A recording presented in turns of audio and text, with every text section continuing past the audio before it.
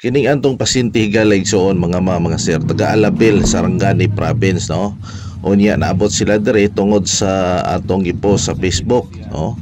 So dili niya ma-street og tamak or butang ang iyang duha ka tiil kay sakit lagi gikan sa hawak pa ingon sa iyang lapalapa ug ang pagkungkong na lang yun ini maoy iyang mauyunan, no. Atong gi-evaluate dayon ang iyang likod na usdak na ni siya niaging mga pipila na ka mga tuig. So mo na ning resulta, no, tungod lang sa pagbalibol na trigger ang iyang lumbar, no. So naglisod na siya higda higalig soon, oh.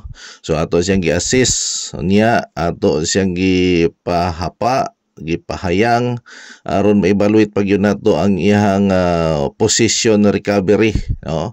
So ingon ana siya higalig soon dito daw sa ilang balay, maglisod daw siya higda sa ingon ana nga posisyon.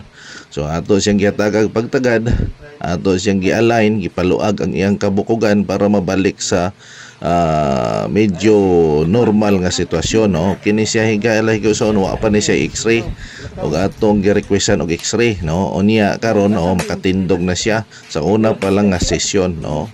So higalig soon diri na ta sa Jensen Chiropractic and Bone Center Clinic. Katong may mga parehas niyang kahimtang adunay nang dugay nang nabusdak ug na nagibati sa lawas, ayun na niya paabotan nga mosakit pagyud ang iyang mga hawak ug mga tiil, no.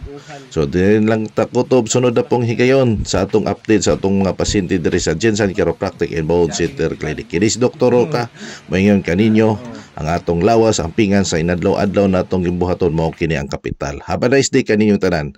Jensen Chiropractic and Bone Center Clinic. God bless you all. Welcome ka Jensen.